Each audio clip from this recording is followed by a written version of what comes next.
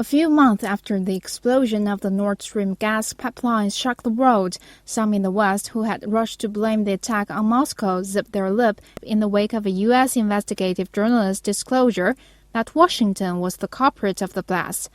Pulitzer Prize-winning investigative journalist Seymour Hersh said in recent days that the U.S. Navy divers installed explosives under the Nord Stream pipelines during the Baltic Operations 2022 NATO maritime exercise in the summer of 2022 and detonated them in September.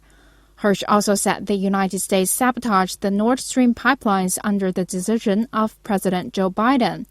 The Nord Stream 1 and Nord Stream 2 pipelines carry gas from Russia to Europe. The White House has denied the claim, calling it utterly false and complete fiction. Kremlin spokesman Dmitry Peskov noted last Thursday that Hersh's article was not widely disseminated in the Western media, and Russia has seen attempts to silently curtail the investigation. Regarding the accusation that the blast was a false flag operation done by Russia itself, a Pakistani analyst points out that it doesn't make sense because the Nord Stream pipelines are a key source of revenue for Russia. There were some baseless and absurd speculations going on that perhaps Russia had conducted a so-called false flag to sabotage its own pipeline.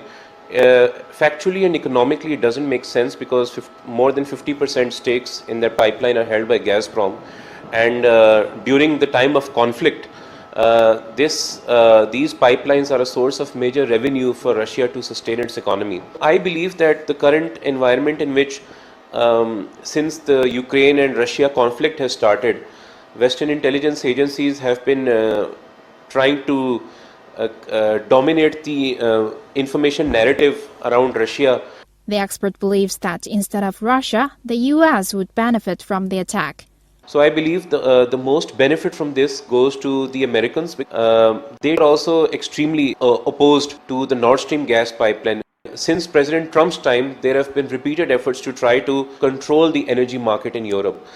They do not want Europe to be self-sufficient and independent in trying to formulate their energy supply routes. In the face of the reticence of the Western mainstream on Hersh's Nord Stream report, a Swedish expert has put it, the mainstream media have not given Hersh's sensational analysis the attention it deserves. Militarism has become the religion that keeps the declining West together. NATO is therefore its church. That's why also the mainstream media have not given Hersh's sensational analysis the attention it deserves. One must wonder when the Europeans will wake up and finally understand that they no longer share interest with the US on the bottom of the sea outside Bornholm. The US has now destroyed and buried yet another bit of its decency and global leadership.